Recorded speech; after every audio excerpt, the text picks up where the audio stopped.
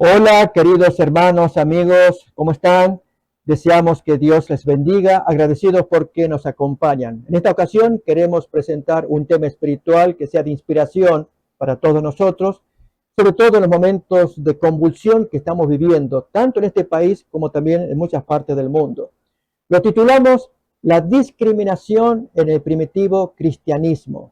¿Cómo podemos cobrar ánimo leyendo la palabra de Dios en un tiempo actual cuando mucha gente se siente discriminada, segregada, separada, marginada? Primeramente, miremos la definición de la palabra discriminar de acuerdo al diccionario de la Real Academia. ¿Qué nos dice?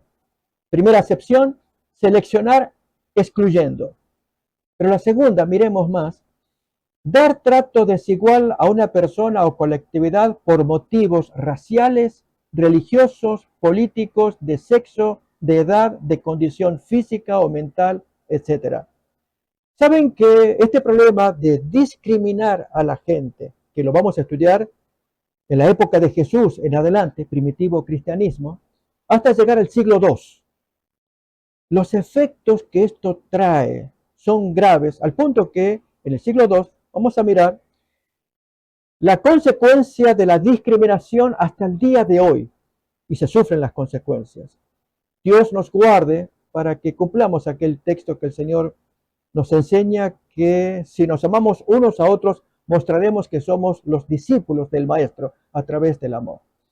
Miremos pues este primer ejemplo en Mateo capítulo 15, desde el versículo 21 en adelante, la historia de Jesús y la mujer sirofenicia, que se acercó a pedir ayuda a Jesús y los discípulos intervinieron estorbando y discriminando. Leemos el texto.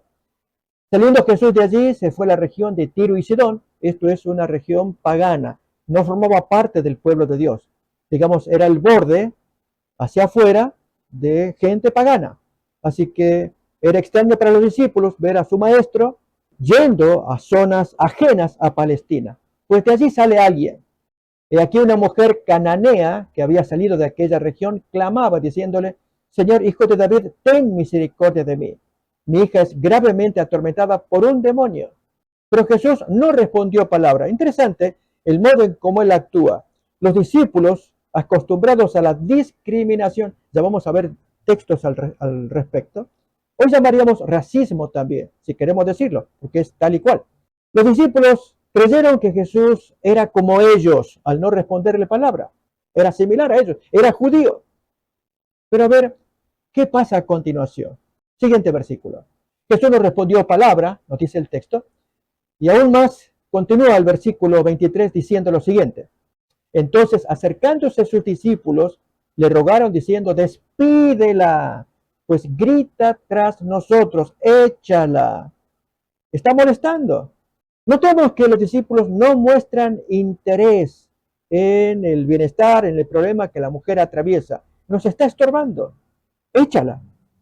Jesús responde. Miremos. Versículo 24, leemos: No soy enviado sino a las ovejas perdidas de la casa de Israel.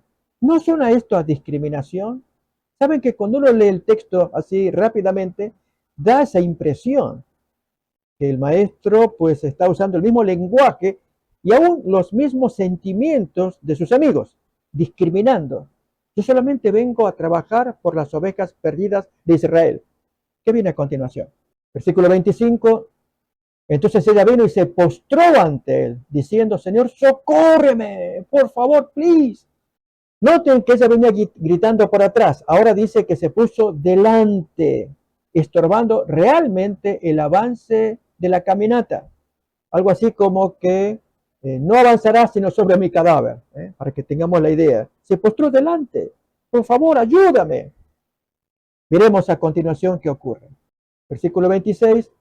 No está bien tomar el pan de los hijos y echarlo a los perrillos. Pero ella contesta: sí, Señor, pero aún los perrillos comen de las migajas que caen de la mesa de sus amos. Noten que no la llama perra, sino mascota, perrita o perrilla, ¿sí? Que es la mascota en la casa. Noten, la mujer se humilló demasiado. Si el maestro la trataba como una mascota, aún las mascotas tienen derecho a las migajas. Una historia que es muy conocida. Pero lo que importa, amigos, conocemos el desenlace también. Jesús le entrega lo que ella necesita. No he visto tanta fe aún en tierra extranjera, lo menciona allí también. Pero, ¿qué se obtiene con esto? Miramos la definición de esta historia. En el siguiente versículo leemos: oh mujer, grande es tu fe, hágase contigo como quieres. Y su hija fue sanada desde aquella hora. ¿Saben? Lo interesante aquí es que parecía que Jesús corría con la discriminación por parte de los discípulos, pero con este último ejemplo se dio vuelta. Él pareció para que poner a prueba a sus amigos. Ellos estaban dispuestos a echarla. Jesús no respondió palabra, dijo solamente: voy a ministrar a las ovejas perdidas de Israel. Y ella era una oveja perdida, gentil, pero del Israel que Dios quería formar. Así que tenía derecho también a ser atendida por la clase de fe que tenía. ¿Cómo trata Jesús la discriminación? ¿Notan? Con amor. Mientras que sus discípulos vieron este ejemplo, pero aún no aprendieron. Miremos a continuación un ejemplo ahora en el trato de Pedro, ya apóstol, predicador, para con Cornelio. Abrimos en Hechos capítulo 10, versículo 25. De hecho, cuando Cornelio, aquel soldado romano, bendecido por Dios con la presencia de un ángel, para que vaya a buscar al predicador que le daría la revelación, Dios lo estaba aprobando, pero necesitaba mayor revelación de la voluntad de Dios. Así pues, Cornelio envía sus emisarios a traer a Pedro, y en ese primer encuentro, imagínense, tocan la puerta, Pedro está en la azotea, los dueños de casa judíos molestos o turbados porque vienen gentiles al domicilio. ¿Y esto qué es esto? Ya había discriminación, pero vamos a leerla más claramente en el capítulo 10, versículo 28, cuando Pedro entra al domicilio de Cornelio. Cornelio había traído a toda la parentela. Miremos el texto. Capítulo 10, 25, leemos primeramente el entorno, el encuentro que hay entre Pedro y Cornelio. Cuando Pedro entró, salió Cornelio a recibirlo y postrándose a sus pies adoró. Ya Pedro había aprendido cómo debía tratar a aquellos a los cuales había que predicar el mensaje. Pero este era un gentil. Y Pedro no estaba autorizado de ninguna manera a recibir semejante homenaje de adoración. Solamente Dios es el que recibe tal adoración. Por lo tanto, lo levantó allí el que es llamado primer papa. Extraño, ¿verdad? Pedro, supuestamente el primer papa. Pero él no acepta tal adoración de rodillas. Miremos el texto. Levántate, pues yo mismo también soy hombre, le dice Pedro a Cornelio. Y hablando con él, entró y halló a muchos que se habían reunido. Cornelio se trajo a toda la parentela para escuchar el testimonio de Dios por medio de este enviado del cielo, un ser humano, Pedro. Pero las palabras que dice Pedro, escuchemos.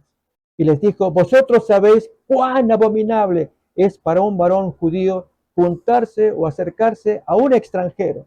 Pero a mí me ha mostrado Dios que a ningún hombre yo llame común o inmundo. Pedro estaba cumpliendo su misión y la historia continúa cuando él abre sus labios, predica y baja el Espíritu Santo y llena de poder y gracia a toda esa gente que comienzan a hablar en lenguas. Pedro y sus amigos judíos, asombrados de la escena, él inmediatamente ordenó que se bauticen sin haber pasado ni por la circuncisión, interesante, ni que ellos se habían bautizado para recibir el Espíritu Santo. Pedro dice: así como nosotros lo hemos recibido, ellos también, siendo sin bautizar y siendo incircuncisos, bajo el mismo Espíritu Santo como nosotros los judíos. ¿Qué impide que se bauticen? Bautícenlos así como están. Tremendo mensaje de unión en medio de la discriminación. Solamente el amor de Cristo y el poder del Espíritu Santo pueden producir estas cosas. Vamos a ver más todavía acerca de la base que Dios pone para que hagamos frente a la discriminación, haciendo la voluntad de Dios. ¿Cuál es? La predicación. En Hechos capítulo 1, versículo 7-8, Jesús les dice a sus amigos que se queden en Jerusalén hasta que reciban el poder para predicar. Miremos, les dice Jesús a sus amigos: no os toca a vosotros saber los tiempos o las sazones que el Padre puso en su sola potestad acerca de cuándo vendría el reino. Es una lección hasta el día de hoy, amigos. No averiguar cuándo viene, falta mucho, falta poco. No, no. Sino que recibiréis poder cuando haya venido sobre vosotros el Espíritu Santo y me seréis testigos en Jerusalén, en toda Judea, en Samaria y hasta lo último de la tierra. Y acerca del poder, amigos, que Dios prometió, fue tal el que llegó que los discípulos predicaban por todos lados hasta que miren el testimonio que dan los enemigos, los judíos ortodoxos, en Hechos capítulo 5, versículo 28. Habían saturado el mensaje por todas partes. Hechos 5, 28 nos dice así: nos mandamos, dicen los judíos del Sanedrín, estrictamente que no enseñaseis en ese nombre. Y ahora habéis llenado a Jerusalén de vuestra doctrina y queréis echar sobre nosotros la sangre de ese hombre. ¿Qué acaso no era cierto? ¿No eran ellos los que habían crucificado o dado la orden para que crucificaran a Jesús? Lo que importa en este punto, amigos, es que el poder de Dios se desata. Están hablando, predicando, pero luego tendrán que esconderse. Oh, amigos. Luego viene la discriminación. Y de eso queremos hablar. Miremos en Hechos capítulo 8, 1 en adelante, a consecuencia del martirio de Esteban, año 34 de la era cristiana.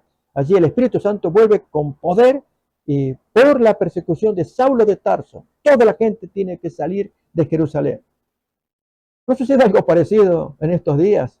Ustedes saben que hay una orden gubernamental por la cual tienen que salirse del país y ustedes ya saben el resto. Pero hay una diferencia. En este caso hay un poder para predicar la palabra de Dios. Y 10 años más tarde, año 44, se produce lo contrario. A ver, ¿qué historia es esta? Vamos pues entonces, recuerden, estamos mirando historias bíblicas fundadas en el Nuevo Testamento para sacar lecciones sobre discriminación. En Hechos capítulo 8, 1 en adelante, leemos lo siguiente. Y Saulo consentía en la muerte de Esteban. En aquel día hubo una gran persecución contra la iglesia que estaba en Jerusalén, y todos fueron esparcidos por las tierras de Judea y de Samaria, salvo los apóstoles, todos los que eran cristianos. Qué triste escena. Solamente Satanás puede producir semejante acción, sacarlos de sus raíces. Entre ellos aparece el testimonio de Felipe el diácono, que fue sacado de Jerusalén, y el texto nos va a contar ya en Hechos 8, texto que no vamos a leer solamente de memoria. Predica en el desierto, se le aparece el etíope eunuco, allí le enseña, lo bautiza, ¿recuerdan? Y luego aparece en Gaza y finalmente en Cesarea. De Jerusalén a Cesarea hay 99 kilómetros, Cesarea es la capital, y allí él está, más o menos como unos más de 20, 24 años más tarde. Este mismo perseguidor Saulo aparece en Cesarea poco antes de verse con Jacobo, el presidente de la iglesia, y visita a Felipe. Ahí aparece con sus hijas, 4 jóvenes vírgenes, profetizas.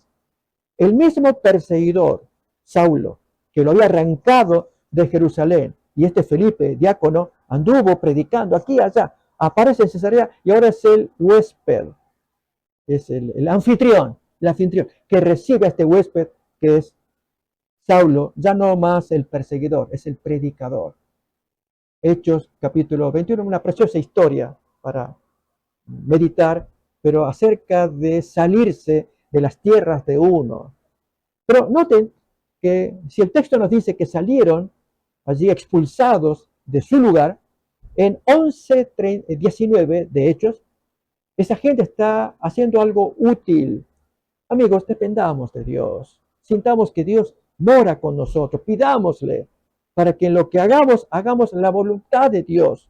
Hasta que Dios se haga estremecer, se haga sentir en la gente. Leemos pues Hechos 11, 19 y 20 acerca de lo que esta gente que salió de Jerusalén, corridos por Pablo o Saulo de Tarso, lo que hicieron. Ahora bien, los que habían sido esparcidos a causa de la persecución que hubo con motivo de Esteban, pasaron hasta Fenicia, Chipre, Antioquía, no hablando a nadie la palabra, sino solo a los judíos. Es natural, de un judío a un judío, hoy diríamos de un latino a un latino. Pero hay gente valiente también, que se meten con la otra piel, con la otra gente, con el otro color, quitando de medio la discriminación, que haya unidad. ¿Qué es lo que Jesús quiere? Ya vamos a leer algunos textos acerca de ello, que Dios quiere que judíos, griegos, no haya más discriminación, que estemos unidos, unidos. Pero miremos ahora versículo 20. Pero había entre ellos unos varones de Chipre y de Cirene, los cuales cuando entraron en Antioquía, hablaron también a los griegos. ¿Notan? No solamente a los judíos, anunciando el evangelio del Señor Jesús. Y ya es palabra mayor, meterse con los griegos, o sea, los gentiles. ¿Recuerdan a Pedro cuando él dijo que es abominación juntarse con alguien o comer con alguien que no sea judío? Es abominable. Y ahora estos creyentes predicadores judíos se meten a predicar a los gentiles.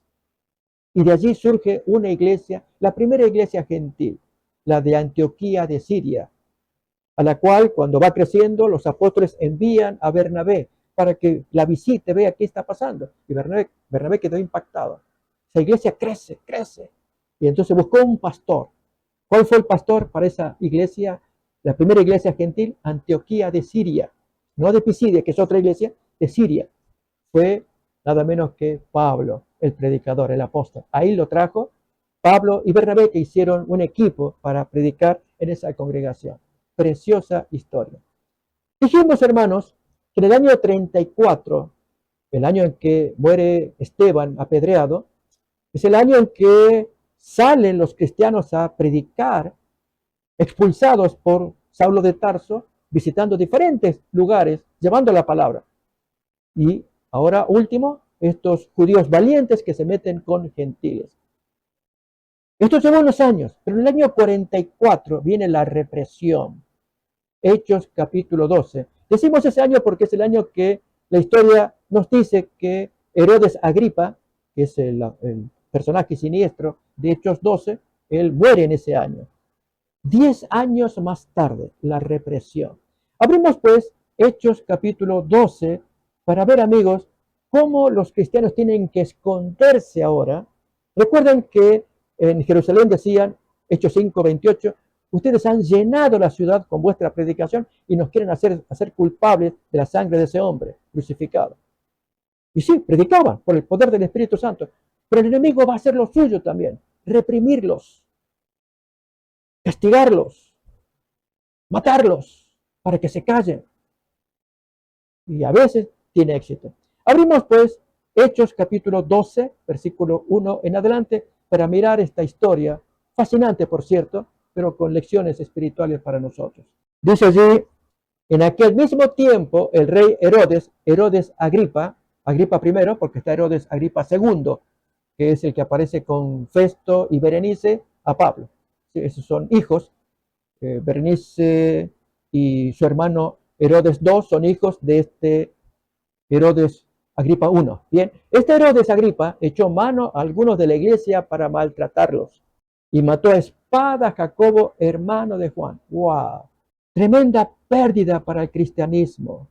Este hombre que fue uno de los íntimos de Jesús, de los 3 íntimos. Recuerdan que él participó como testigo presencial de la resurrección de la hija de Jairo, según nos cuenta Lucas capítulo 8, o participó en la transfiguración de Jesús en el Monte Santo, viendo a Moisés y Enoc, Mateo capítulo 17, o participó cuando vieron a Jesús muy demacrado en la intimidad del Monte de los Olivos, y Jesús le dijo, quédense a orar acá, yo voy a meterme adentro, y oren por usted, y Jesús sumamente demacrado, una historia preciosísima, y allí Jacobo, que vio cosas, oyó cosas, y que las pudo poner por escrito, como lo hicieron Pedro y el hermano de Jacobo, Juan Zebedeo. Ellos nos legaron material sumamente valioso, pero Jacobo no.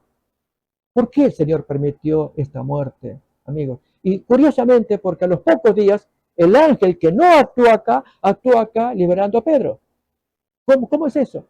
Saben, una lección que yo quiero compartir es cuántas veces sufrimos pérdidas y podemos decirle a Dios, Señor, no entiendo, esto era muy valioso para mí. ¿Por qué permitiste? Yo he orado que, Señor, por favor, concédeme esta gracia de darme esto que te estoy pidiendo. Sea la salud de un ser amado, sea alguna posesión material, lo que usted sienta que quiere retener, conservar. Pero aquí que Dios tiene otro plan y usted lo pierde y siente adentro un dolor muy grande. Saben, amigos, yo aprendo de esta lección de la pérdida irreparable de Jacobo Zebedeo. Una pérdida para Dios. ¿Por qué? Insisto, él era uno de los 3 íntimos separados por Jesús para que le acompañaran en el ministerio y ellos vieron, escucharon cosas. Incluso entre los 3 habrán conversado para discutir temas profundos, como aquello de haber contemplado a Moisés y Elías, Mateo 17, que Jesús le dijo, no se lo digan a nadie hasta después de la resurrección, no lo cuenten a nadie. ¿Se imaginan los 3 conversando? ¿Qué es esto que miramos ahí? Etcétera. Bien, Jacobo pudo habernos contado para enriquecer nuestra vida, pero Dios prefirió más bien darnos un ejemplo. Así como Dios perdió un ser muy valioso, así tenemos que aprender lección. Podemos perder cosas muy valiosas porque Dios lo permite para nuestro crecimiento. A pesar de que sea doloroso, podemos crecer si confiamos en Dios, como debieron haber confiado aquellos santos de ese tiempo. Pero aquí viene algo interesante, amigos. Miren, todavía más, la historia nos cuenta que Pedro sobrevivió, la historia sigue, allí Herodes Agripa quería matar a Pedro también, pero lo interrumpe la fiesta de la Pascua con los panes ácimos y esperaba que transcurrieran los 7 días de los panes ácimos, al cabo de los cuales sacarse a Pedro para matarlo también. Veremos la historia. Estamos en Hechos 12, versículo 3 ahora. Y viendo que esto había agradado a los judíos, procedió a prender también a Pedro. Eran entonces los días de los panes sin levadura que le continúan a la Pascua. Y habiéndole tomado preso, lo puso en la cárcel, entregándole a 4 grupos de 4 soldados cada uno, para que lo custodiasen, y se proponía sacarlo al pueblo después de la Pascua. Así que Pedro estaba custodiado en la cárcel, pero la iglesia hacía sin cesar oración a Dios por él. Y cuando Herodes le iba a sacar, aquella misma noche estaba Pedro durmiendo entre 2 soldados, sujeto con 2 cadenas, y los guardas delante de la puerta custodiaban la cárcel. He aquí que se presentó un ángel del Señor, y una luz resplandeció en la cárcel, y tocando a Pedro en el costado lo despertó diciendo, levántate pronto, y las cadenas se le cayeron de las manos. Y le dijo el ángel, cíñete y átate las sandalias, y lo hizo así. Y le dijo, envuélvete en tu manto y sígueme. Y saliendo le seguía, pero no sabía que era verdad lo que hacía el ángel, sino que pensaba que veía una visión o estaba durmiendo. Recuerden que él estaba dormido, lo habían despertado. Habiendo pasado la primera y segunda guardia, llegaron a la puerta de hierro que daba a la ciudad, la cual se les abrió por sí misma. Y salidos pasaron una calle y luego el ángel se apartó de él. ¿Qué ocurrió entonces? La historia sigue contando que ahora Pedro fue a ver a sus amigos. Ahora entiendo verdaderamente que el Señor ha enviado su ángel y me ha librado de la mano de Herodes y de todo lo que el pueblo de los judíos esperaba, lo que ellos querían hacer, que era matarlo. Y habiendo considerado esto, llegó a casa de María, la madre de Juan, el que tenía por sobrenombre Marcos, donde muchos estaban orando. Cuando llamó Pedro a la puerta del patio, salió a escuchar una muchacha llamada Rode. Recordemos que en ese hogar estaban orando por Pedro. El versículo sigue más.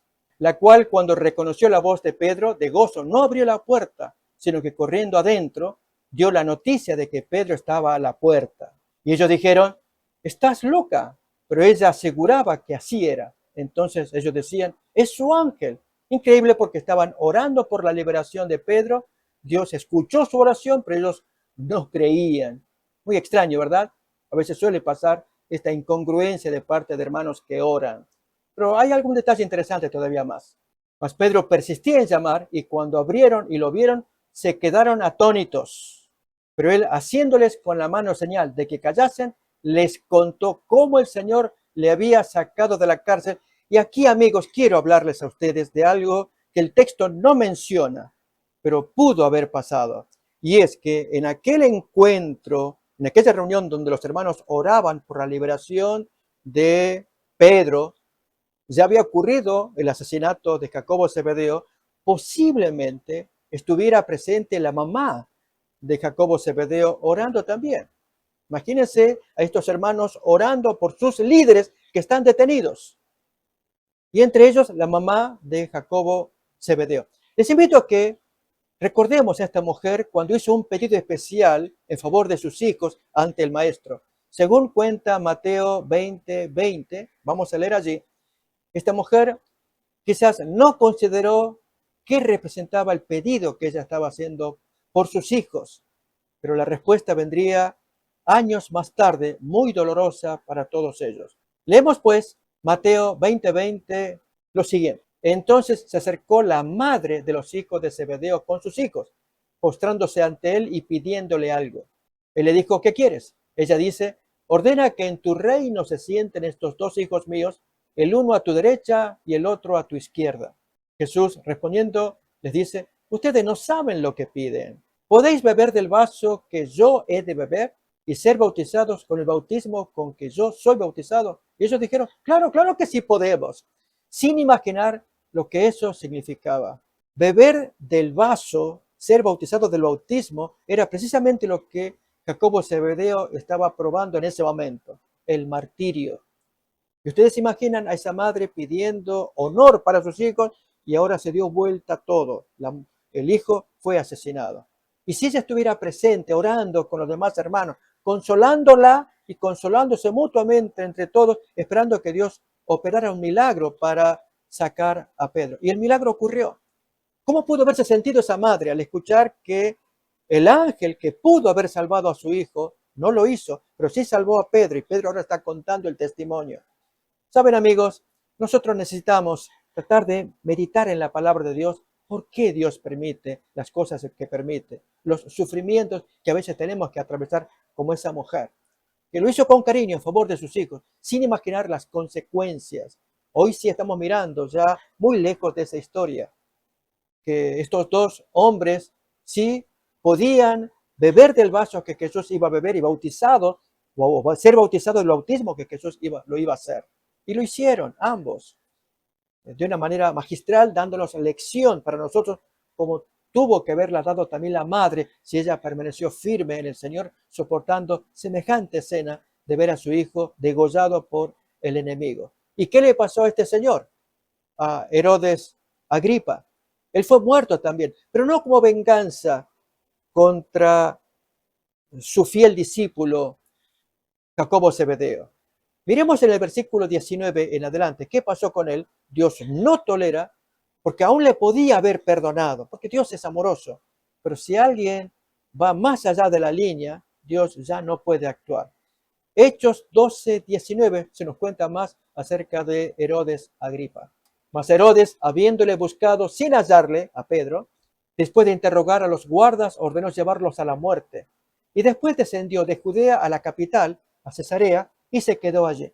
Y Herodes estaba enojado contra los de Tiro y de Sidón, pero ellos vinieron de acuerdo ante él, y sobornado Blasto, que era camarero mayor del rey, pedían paz porque su territorio era abastecido por el del rey. Y un día señalado, Herodes, vestido de ropas reales, se sentó en el tribunal y les arengó. Y el pueblo aclamaba gritando, voz de Dios, no de hombre.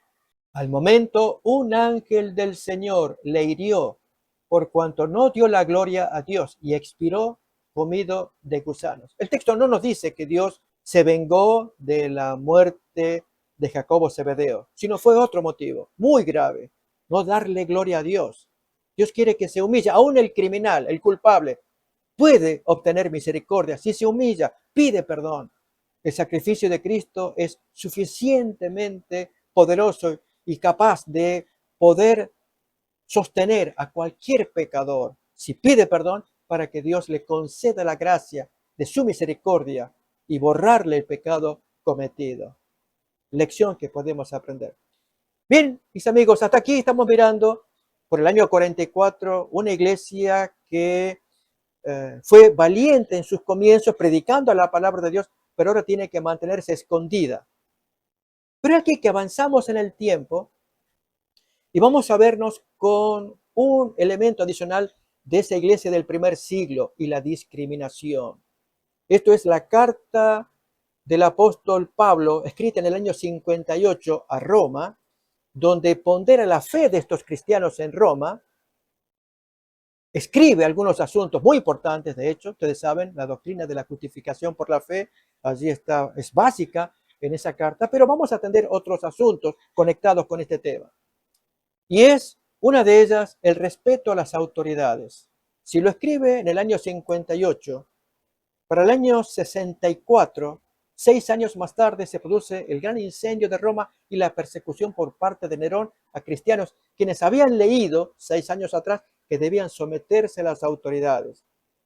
¿Cómo miramos esto? Pero antes, leamos Romanos 1:8 acerca de la fe de estos santos de Roma. La esposa de Cristo, decimos acerca de la iglesia de Roma del primer siglo. Ahora, Romanos capítulo 1, versículo 8, los orígenes que tiene esta iglesia de Roma, cuando dice, primeramente doy gracias a mi Dios mediante Jesucristo con respecto a todos vosotros, de que vuestra fe se divulga por todo el mundo. La fe de los cristianos de Roma estaba siendo conocida, hermanos fieles. Aún en el capítulo 13, hemos dicho, allí el apóstol Pablo da consejos de cómo someterse a las autoridades, haciendo las cosas de modo que ellos lleven una vida pacífica de orden. Y así las autoridades puedan ver que los cristianos también reflejan el amor de Jesús. Capítulo 13:1 leemos. Sométase toda persona a las autoridades superiores, porque no hay autoridad sino de parte de Dios, y las que hay por Dios han sido establecidas. Pero yo hice la pregunta, ¿cómo estos hermanos reaccionarían frente a 6 años más tarde la persecución de Nerón, culpándolos injustamente de un incendio que nunca ellos hicieron de Roma, sino la misma historia? Suetonio, Tácito escribieron sobre el incendio de Roma y acusan a Nerón, el emperador, como el culpable por el ánimo de querer construir Nerópolis, una nueva ciudad en base a las ruinas de la antigua ciudad de Roma. Bien, la historia nos cuenta de estos cristianos valientes, fieles, firmes, que soportaron el martirio por amor a Cristo. Pero amigos, hay un elemento en esta iglesia de Roma que Pablo advirtió con tiempo. Si se hubiera hecho caso, ahora vamos a mirar el texto, esta iglesia pudiera haber sido la esposa de Cristo durante siglos, pero dejó de serlo ya a partir del siglo II, porque no hizo caso a un consejo que el apóstol dio. Nos estamos refiriendo allí a la discriminación entre gentiles y judíos, ambos miembros cristianos de la misma iglesia de Roma. Miremoslo en Romanos capítulo 11, desde el versículo 17 en adelante, estos textos que nos muestran el consejo que el apóstol Pablo dio a estos creyentes que debían mantenerse unidos, no discriminándose mutuamente. Pues si alguna de las ramas, yo voy a agregar judías acá, fueron desgajadas y tú, el gentil, siendo olivo silvestre, has sido injertado en lugar de ellas, de las ramas judías, y has sido hecho participante de la raíz y de la rica savia del olivo. El olivo representa al pueblo de Dios. No te jactes contra las ramas, y si te jactas, recuerda que no sustentas tú a la raíz. La raíz va a representar al Señor Jesús, a Dios, y la savia representa al Espíritu Santo alimentando las ramas. Que tú no sustentas tú a la raíz, sino que la raíz te sustenta a ti. Pues las ramas, tú me dirás, fueron desgajadas, las ramas judías, para que yo, gentil, fuese injertado. Bien, por su incredulidad fueron desgajadas, pero tú por la fe estás en pie. No te ensoberbezcas, sino teme. Consejo que Pablo les da a los gentiles, miembros de Roma, cristianos. Ellos debían ser muy cuidadosos en el trato de discriminación para con sus compañeros miembros de iglesia, pero de otra etnia, los judíos. Sigue más. Porque si Dios no perdonó a las ramas naturales judías, a ti tampoco te perdonará. Mira pues la bondad y la severidad de Dios. La severidad ciertamente para con los que cayeron, pero la bondad para contigo si permaneces en esa bondad, pues de otra manera tú también serás cortado. Oh amigos, la pregunta es, ¿realmente la iglesia de Roma llegó a ser cortada? Sí, lo fue. Los hechos lo demuestran. Cuando comienza a aparecer la traición. ¿De qué estamos hablando? La iglesia de Roma, recuerda, año 58, muy querida iglesia, ya dijo 1:8, vuestra fe se divulga en todo el mundo, ustedes son hermanos muy queridos en todas partes, son de la iglesia central, de la capital del mundo, ustedes están allí como miembros, y tuvieron sus buenos predicadores. Quizás el que más descolló a finales de ese siglo I fue Clemente de Roma, desde el año 88 al 97, que es el año que se calcula, 9 años de ministerio, pastor de esa iglesia. No podríamos llamarle papa todavía porque el papado, el nombre tal, va a aparecer siglos más tarde, así que era el pastor de la iglesia. Él escribió una extensa carta a los corintios, haciéndoles recordar a estos hermanos corintios cómo su antiguo predicador Pablo había escrito también a ellos. Una carta preciosa, muy larga, pero que resuma el olor al primer siglo, al amor de Cristo, preciosa por cierto, de Clemente de Roma. Pero entramos al segundo siglo, mis queridos amigos, y allí tenemos serios problemas de discriminación. Por eso hablamos de este tema, la discriminación en el primitivo cristianismo. Y esto es por causa de la persecución de los romanos, del Imperio Romano contra los judíos. No los soportaban. No soportaban a los judíos por sus prácticas, su violencia. Ellos no podían estarse quietos por su naturaleza donde estuvieran, y mucho menos en su patria, que fue Jerusalén, allí en Judea.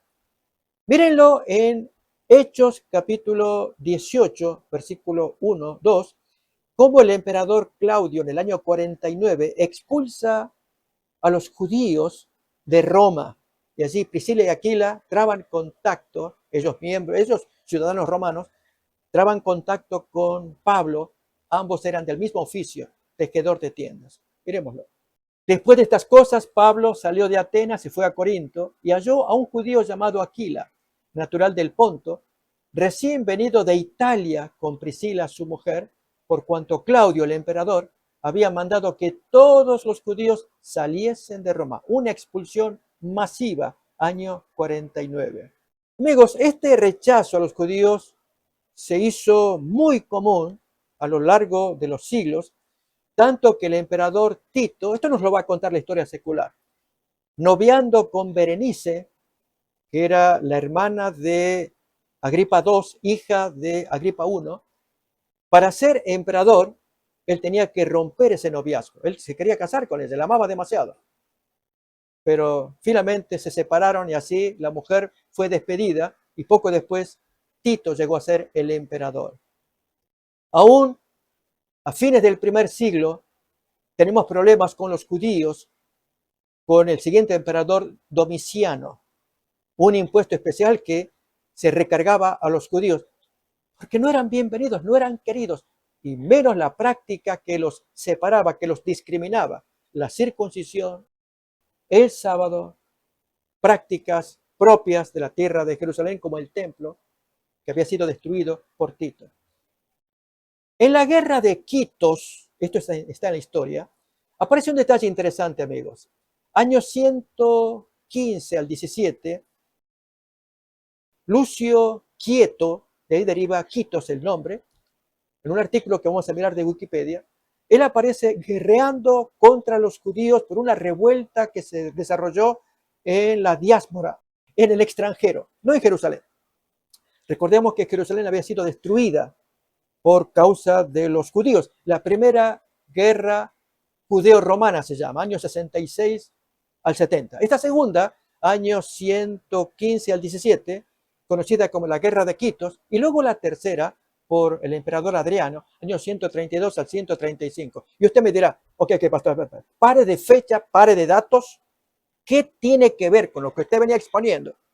Que yo lo venía siguiendo y ahora me saca las guerras judías.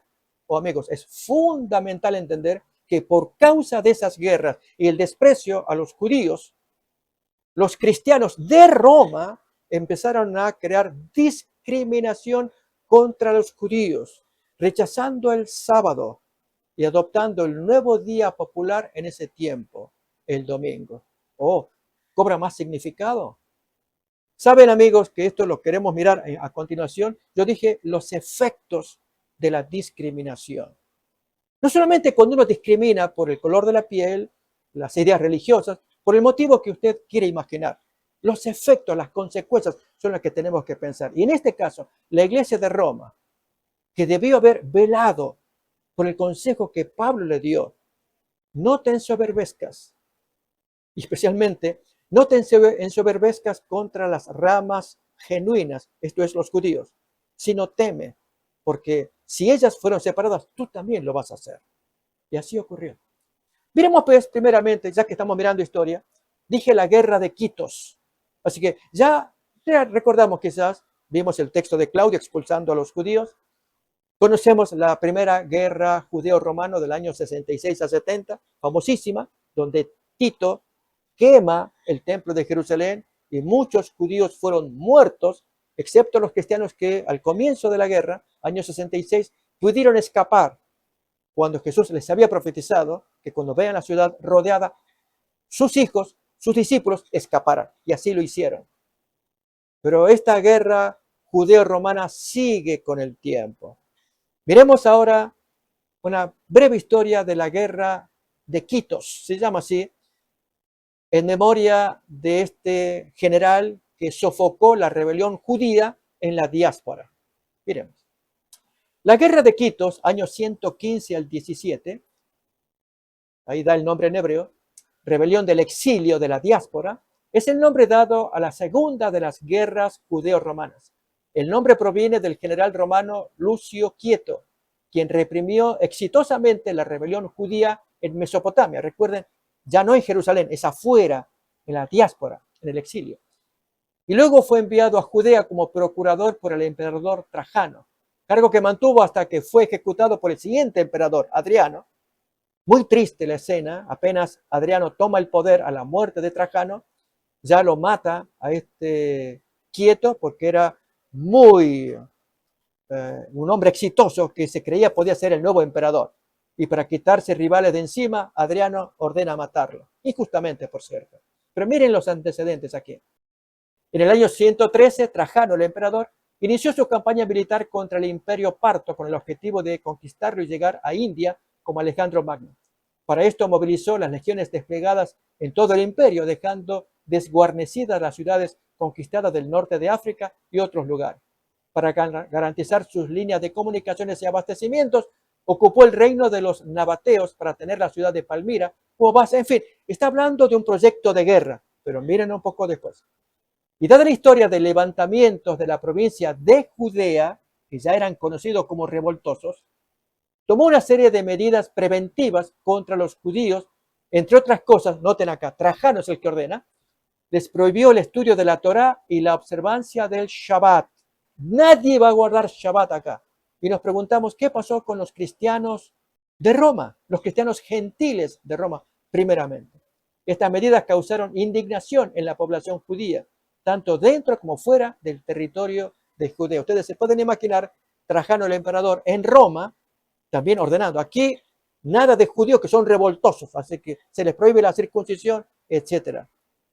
Pero vamos a mirar ahora, con Adriano también, ocurre otro tanto. Este es el siguiente emperador que mató a este benefactor de Roma, Lucio Quieto, que sofocó la rebelión judía, y en la tercera rebelión, ahora Adriano, el emperador, él también prohíbe, y vamos a leer el texto, pero esta vez lo hace de una manera culminante, desaparece del imperio, la circuncisión y el Shabbat, el sábado. La pregunta es, ¿cómo actuarán los cristianos gentiles de Roma para no ser identificados como judíos en la guarda del sábado? Ese era el mandamiento. Amigos, vamos a ver un poquito más de historia. El punto acá que queremos presentar es cuando uno discrimina o el otro lo discrimina, ¿cómo actuaremos? ¿Vamos a disfrazarnos? ¿Vamos a cambiar de conducta? A ver, leamos primeramente de Adriano, una pequeña biografía, para confirmar que este hombre también desató una persecución contra los judíos, prohibiendo la circuncisión y el sábado. Estas historias, pues, las obtenemos de Wikipedia, así es fácil. Ustedes saben, es solamente tener un informe. Si alguien quiere luego entrar más en profundo, ya puede consultar otras fuentes, pero esto es lectura general, fácil de seguir. La rebelión de Bar Kokhba, leemos ahí el artículo, esto va del año 132 al 135, en Jerusalén también. Esto fue un judío revoltoso, del cual se decía este es el verdadero Cristo. Uno de los famosísimos rabinos, Akiva, que aparece en el Talmud, él creyó que era el Mesías y lo apoyó. Causa, noten acá.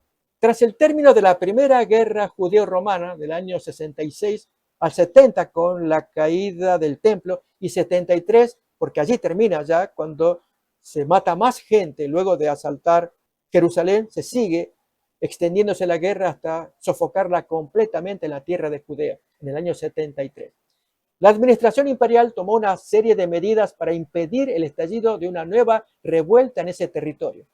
El prétor sustituyó al procurador en la administración de la zona. Asimismo, en las ruinas de la otrora capital, Jerusalén, se creó la base de la Legio Dies Fretensis. Las causas directas de la rebelión varían según las fuentes. El historiador romano Dion Casio culpa de la revuelta a la decisión del emperador de fundar en el lugar de Jerusalén una ciudad romana llamada Aelia Capitolina. Aelia por su propio nombre de Helio Adriano, es el nombre completo del emperador. Y Capitolina en honor al dios romano Júpiter.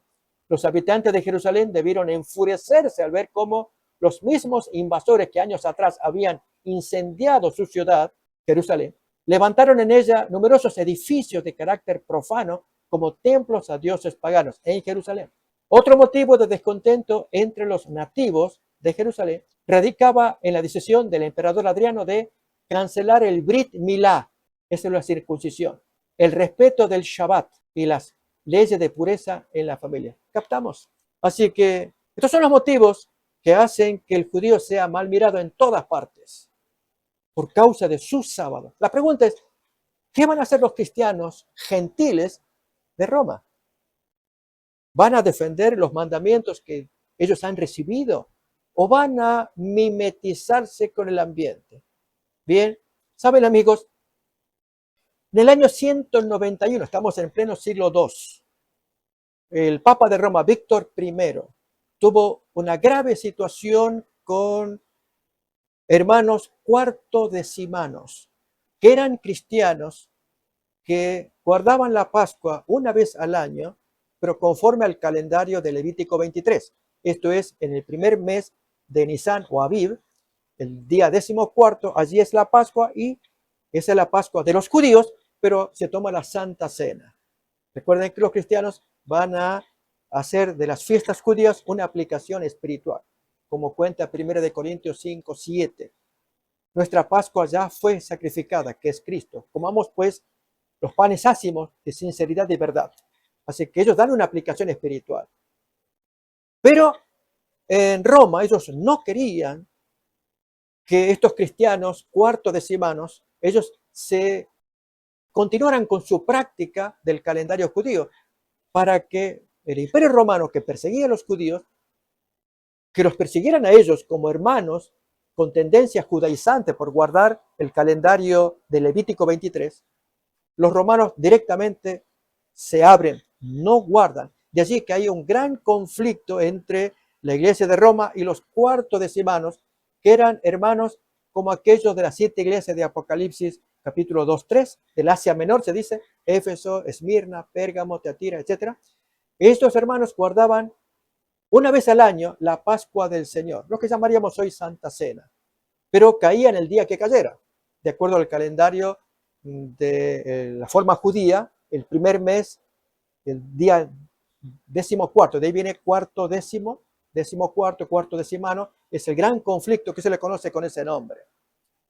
Bien amigos, voy a invitar a que miremos una lectura donde Eusebio cuenta cómo esta práctica de los cuartos decimanos vino desde un comienzo, llega hasta Víctor I que los quiere expulsar a toda esa gente, se ensoberbeció. ¿Recuerdan?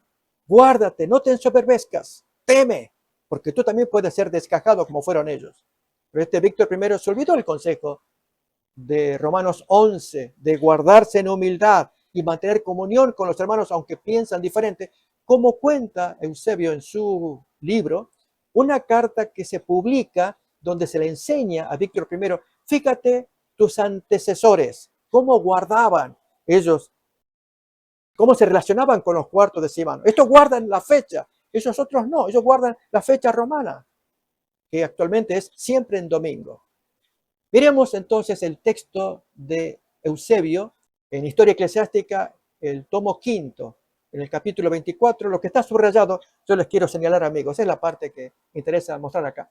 A estas palabras añade palabras de intentar disuadir a Víctor I, papa, que quería expulsar, el texto dirá amputar a esta gente de la comunidad, de la comunicación del amor con las iglesias no cuartodecimanas, porque estos judíos cuartodecimanos siguen la tendencia judía de tomar el calendario judío para celebrar la Pascua anual, esto es la Santa Cena, pero siguiendo el modo judío. Y Víctor I no aguantaba esa situación. Pero noten aquí el consejo que se le va a dar en una carta que algunos de los pastores de Europa le enviaron. Entre ellos, también los ancianos anteriores a Sotero, y va enumerando los papas de ese tiempo. El anterior de Víctor fue Eleuterio, y luego le sigue Sotero, que estuvieron a la cabeza de la iglesia que tú diriges ahora. Me refiero a Aniceto, Pío, Higinio, Telésforo, Sixto. Y este Sixto es el primero, año 115, en el tiempo de la guerra de Quitos, ¿recuerdan? Cuando se prohíbe el sábado, este hombre, Sixto, es el primero que corta relación con el judaísmo, con esta práctica del calendario judío. Tampoco ellos lo observaron el día 14, como hacen estos otros hermanos del Asia, ni se lo concedieron a los que se hallaban con ellos, pero por esta razón estaban menos en paz con los que llegaban a ellos procedentes de comunidades en que sí se observaba el cuarto decimano, a pesar de que el observarlo era más contrario a los que no lo observaban. Y jamás se rechazó a alguien por esta forma, sino que aquellos que no lo observaban, como eran los cristianos de Roma que no observaban el día cuarto decimano, los ancianos predecesores tuyos, son los papas que le precedieron, y ahí se enumeró a todos, desde Víctor I, que es a quien se le dirige la carta, año 191, y los que le precedieron, faltando solamente Eleuterio, pero todos los demás son citados: Sotero, Aniceto, Pío, Higinio, Telesforo, Sixto. Mandaban la Eucaristía, la comunión, a otros pertenecientes a comunidades donde sí lo observaban. O sea, había armonía. E incluso cuenta el ejemplo de Policarpo con Aniceto, que eran opuestos, pero no había discriminación. Esto aparece en el párrafo 16. Lo leemos también. Cuando el bienaventurado Policarpo se encontraba en Roma en tiempos del Papa Aniceto, hubo pequeñas discrepancias entre los dos, pero inmediatamente estaban en paz, sin pelearse por este asunto, pues ni Aniceto era capaz de convencer a Policarpo de que no observara el cuarto decimano, puesto que siempre Policarpo lo había observado, con Juan, discípulo de nuestro Señor, y con los demás apóstoles, cuyas lecciones Policarpo escuchó. Ni tampoco Policarpo persuadió al Papa Aniceto para que lo observara al día cuarto decimano, puesto que éste afirmaba que se debía conservar las costumbres de los ancianos anteriores a él. Así pues, estamos mirando, queridos amigos, este conflicto de la discriminación que hubo en el primitivo cristianismo, pero este ya es grave. En el afán de evitar la persecución del Imperio Romano contra los judíos, estos cristianos gentiles de Roma se mimetizaron y empezaron con esta práctica anual. Este es el año más probable, el de Sixto I, que empieza a gobernar del año 115 por casi 10 años, durante el tiempo de Adriano, los comienzos de Adriano también, para decir lo siguiente, que empieza la práctica anual para luego convertirse en la semanal. Es la forma en cómo aún en Italia se conserva este concepto de la Pascua y Pascueta. Es la Pascua grande anual, Pascua solemne para mucha gente, la conmemoración de la muerte de Cristo, que en el calendario romano siempre va a ser en domingo, pero en los cuartos decimanos antiguos cristianos que luego desaparecieron, se hacía según la fecha de los judíos. Lógicamente, eran dos servicios distintos. Aquí se comía la Pascua, el corderito, en honor de la liberación de Egipto. Aquí se celebraba pan y vino en honor de la muerte de Jesús por nuestros pecados. Nota, una fiesta espiritual. Pero los romanos nunca aceptaron esta práctica y ellos crearon la Pascueta. Esto es, domingo tras domingo, recordar la gran liberación de Jesús, su muerte y resurrección, domingo tras domingo. ¿Por qué, amigos? ¿Para evitar la persecución? ¿Sabe? Hoy estamos viviendo en días muy especiales de la humanidad. El fin se nos está acercando. Cristo viene muy pronto y espera tener hijos fieles, porque el que es fiel en lo poco, en lo más, lo será también. ¿Fiel en qué?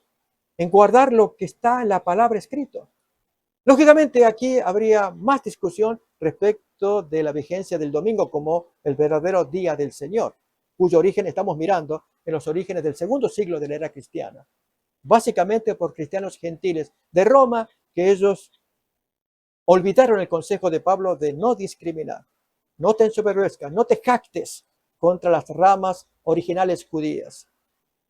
Y esto con el paso de los siglos, amigos, si pudiéramos hablar de qué pasó con esa iglesia de Roma a lo largo de los siglos hasta el día de hoy. Es una historia más larga todavía. Pero el punto nuestro es, ¿qué haremos en nuestros días frente a estos testimonios de discriminación? Amigos, imitemos a Jesús. ¿Recuerdan cuando él trató el primer caso, la mujer Ciro-Fenicia? Él se abrió, si bien fue extraño, no respondió palabra. Luego dijo palabras un poco extrañas, solamente ministro a las ovejas perdidas de Israel. Y luego dijo, no está bien echar el pan de los hijos de la mesa a los perrillos, a las mascotas. Pero la mujer se humilló tanto que Jesús poco más la abraza. Grande es tu fe, hágase como tú crees. Era una oveja perdida de Israel entre los gentiles.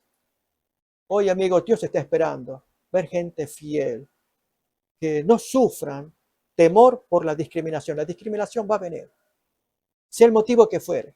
Hay varios motivos. Mantengámonos firmes, seamos fieles en lo poco. Tú tienes tu Biblia, léela, ora al Señor, pídele perdón por tus pecados, yo pediré por los míos. Aférrate al Señor que sufrió toda discriminación al punto de ir a la muerte por enseñar de un reino que nadie creía, el reino del cielo que Él quería implantar acá en la tierra. Ya lo decía el Padre nuestro. Hágase tu voluntad como en el cielo, también aquí en la tierra. Y esa voluntad se puede hacer si tú y yo nos sometemos a Cristo como nuestro Salvador. Amigos, que Dios nos bendiga y nos miraremos en una próxima emisión también de predicación para sostenernos en estos días difíciles que estamos sufriendo en la humanidad. Que Dios nos bendiga.